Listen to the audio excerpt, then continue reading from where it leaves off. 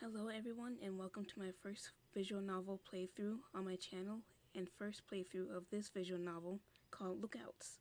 Let's begin. So, you sure we can't trust this friend of yours info? I'll be carrying shame if you're wrong about this. This guy is something to ride the river with. He never saw me bunk information. That town has struck gold. That's what he heard. Heard? He just heard about it? What kind of source is that? We can't go off of rumors, you nutcase. But think about it. We'll be living like English kings if we take over a supply like that. What else are we gonna do? The last job was a bust. We got nothing left. Alright.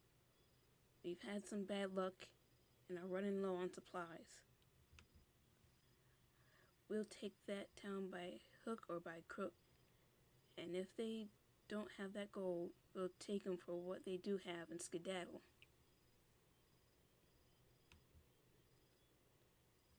The lookout will go early in the morning and see what we're up against, but I reckon we can bulldoze this burg and have some fun either way. Make sure to bring us back some juicy details, won't you, tomboy? He firmly slaps you on the back. Laughter fills the camp around the roaring fire. Sounds like you'll be riding at sunup to check the town out. You feel it's best to get some sleep.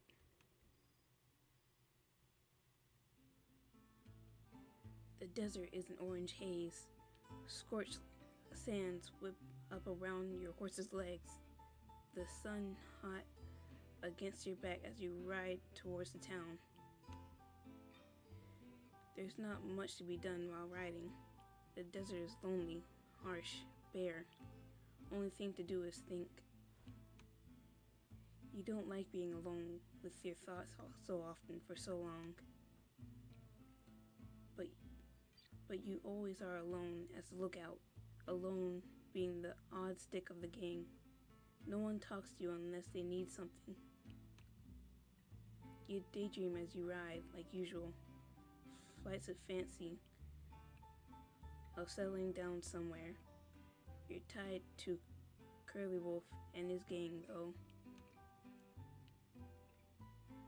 Is it so much to ask to be able to live in peace? To not have to fight for survival, always on the run? Maybe that's what your life will always be like, gang or not. A hunted outcast. They could have sent you off with some playing cards at the very least.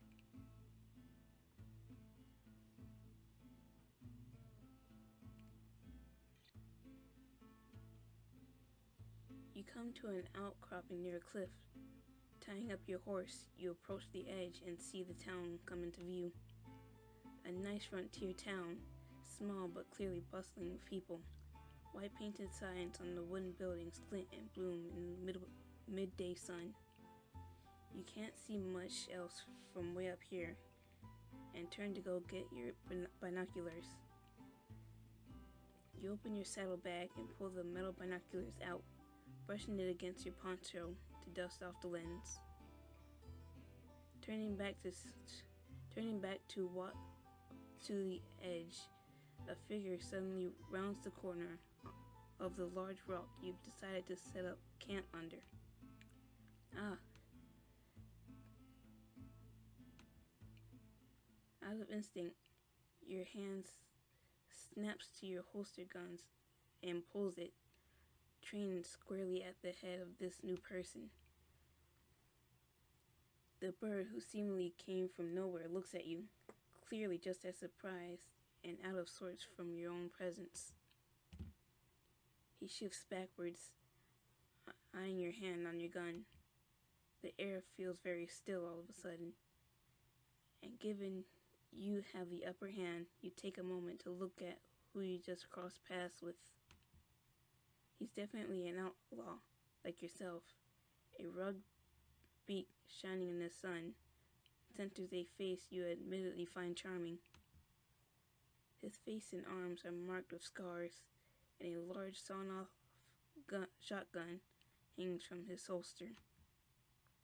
Since he's a bird, you know to be wary, just like he'll know to be wary of a candid like yourself. Howdy there. What's your name, partner? Joseph. And what are you doing all the way out here, Joseph? You seem a dreadful long way away from where one might think you should be. I could ask you the same question. You stare at him dead in the eye. He's pretty calm for someone having a gun pointed at his head, but you can see some of his feathers quivering. Were you trying to sneak up on me, Joseph? Rob me blind where no one else can see? I bet you thought a fella missing an arm would be easy. No, sir. I had no idea you were here till I walked around this here rock. He pats the red stone beside him as if to make a point. Sir? What in the Sam Hill?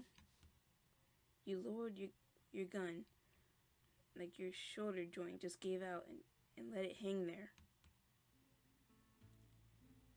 In all my years, no stranger has ever called me sir. Well, color me surprised, fella. You'd have to be blind or full of a tick to not see an upstanding young gentleman. All right. Now you just look at my boots. The hawk puts a hand to his chest. God as my witness, I ain't lying to you. You holster your gun and snort a small laugh. May he strike you down as penance then. What are you doing out here? Picking flowers? He smiles. The smile drops from his face. He stops short and swallows, like he can't bear to say the next words. I'm part of the Black Vulture gang. I'm on lookout here to survey this here burg. It's very forward of you, considering I just had a gun pointed your way. I'm part of the Curly Wolf gang. I'll be damned. You boys have been all over the West. What brings you here? Much the same as you, I would imagine. Rumors of gold. You'd have it just right. Well, I can imagine what my boss might want me to do, coming across someone who's sticking their beak in our business. Joseph tenses up, feathers ruffled. He understands full well what you mean, conflicting interests and all.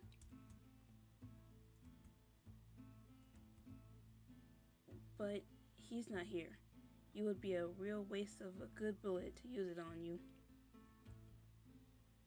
Is that an insult, or are you trying to make a mash on me? The small jibe is enough to make you stop talking and search for the binoculars you threw when you pulled your gun, turning your face away to hide the blood rushing to your cheeks under your dark fur. You dust the binoculars off again and walk over to where Joseph is standing, his eyes keenly trained on the town. Don't need no binoculars then, huh? No, sir, these eyes can see all the faces of those people down there, no problem. Sir, again, maybe it's just a habit of his to call people that. Say, why do you keep calling me sir? I ain't your boss. You just that much of a polite stuck-up?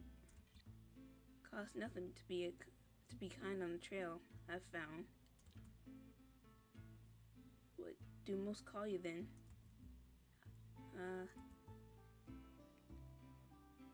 You thought this might come up. Of course, you're surprised it took this long for him to ask about who you are, what you are.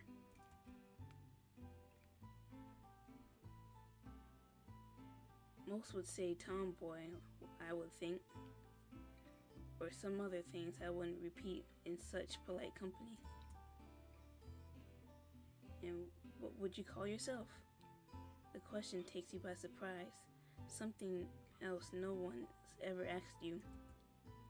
I'd call myself a man. Huh, is that so? He's gonna think you're a nut now. You just know it. You'd probably be getting on your horse right now and riding back than staying another second round this stranger. How funny. I guess we're in the same boat if I'm picking up what you're putting down. You might say that the guys at the camp don't use shove the queer to talk about money. You nod at him, unsure whether to laugh or not. Neither of you seem sure what to say now. Instead, you hold the binoculars to the bridge of your nose and investigate the town, looking down into the valley. After a spell of looking at nothing in particular in silence, you take the binoculars away from your face again, readjusting to a late morning night. You glanced at Joseph's keenly trained eyes, then back to the town. You can't help but stare at the clump of a dozen or so buildings. You couldn't help but think about the real people's lives going on down there. Every day, death and celebrations, harvests, prayers. How were you gonna hurt them? How you were both gonna hurt them? I don't get it. Joseph's voice snaps you out of your staring. Why would Black Vulture want to come here? There's nothing here. No mines in use, no bank, and sure as hell ain't rich by the looks of things. Maybe they struck a new vein. This is a miner's town after all. But you're right. Something strange going on. Well, two sets of eyes are better than one, right? You want to work together? You watch my back, I'll watch yours. Deal? A huge feathered hand shoots out at you in expectation. You look at his face and you both lock eyes for a moment. You're not sure what, but there's something in his eyes that make you feel seen, being looked at rather than through.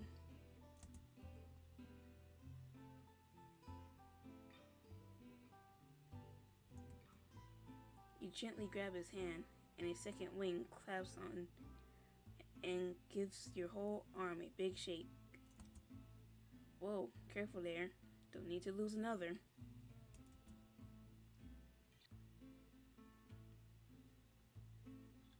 He lets go and puts his hand on his hip, smiling at you. Hey, come on now. Let's get on down there. He walks past you and heads towards a windy, rocky pathway down the side of the valley cliff. You take a moment to look down at the town again, walking along the cliff edge to catch up with Joseph, wondering if he could see how red your face had been under your black fur.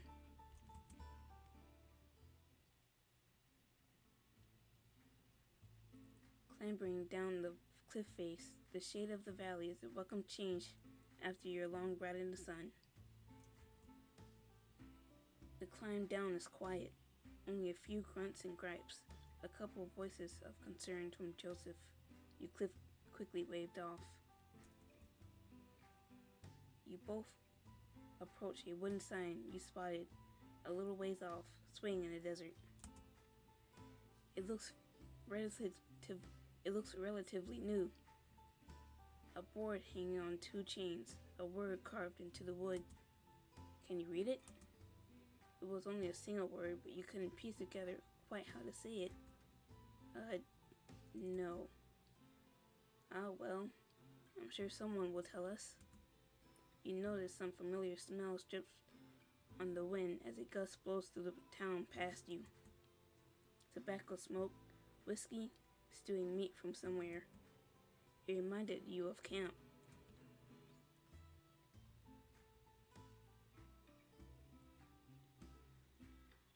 Walking more into the town, you get a better look at the buildings that were just dots upon the cliff. There was a salon, at least, seemingly one of the older buildings in the town, as well as what you guessed was the sheriff's building, although the sign outside looked to be busted up. Everything else you could see from here seemed to be houses and whatnot. Leftovers clearly made by miners who not built to be sturdy or last long, but had been fixed up to be livable for folks. Clearly the people here likes this place. And if they get a whiff of why you're both here. Alright, partner. I say we get given any evil eyes, we hightail it out of here. Ain't worth getting shot in a place like this. Sure thing. We got each other's backs, remember? You nod at him. We'd best be talking to people. Daylight's burning. Oh, here comes someone now. Sure enough, you see a short figure approaching you from the sheriff's office. You hear the pound of a cane on the dirt as they limp towards you with a vigor in their step. When they get closer and the haze of the desert heat obscures them less, you see a smartly dressed old lizard standing before you both. A cane in one hand and a metal flask in the other. Howdy, fellas. I'm Sheriff. Welcome to Clemency. A pleasure to meet you, Sheriff. He gave the lizard an expectant look, waiting for a name. My name is Sheriff. Just Sheriff. That's all you need. And what do you call yourselves? My name is Joseph, and my associate here is... He gestured towards you and turned to look at you, a subtle panic running across his eyes. You realize that he just realized you never gave your name. What's your name?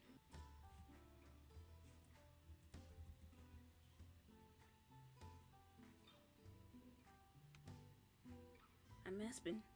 Pleasure to meet you. You said this while looking at Joseph, resisting the urge to wink at him before looking back to the sheriff. So what brings you to our fine town? We're just riding through, getting a rest stop. There a problem with that? Joseph nudges you with his elbow a bit. Glancing at his eyes, you can tell he's saying, "Don't be so rude." No, not at all. I'm the closest thing we have to a welcome committee, and it's always nice to see some new faces all the way out here. How long will you be staying? The saloon has some rooms if you'd like to stay the night. That's an awful kind offer, Sheriff, but we'll be gone after nightfall. At least that's the idea. Maybe we'll like this town so much we stay.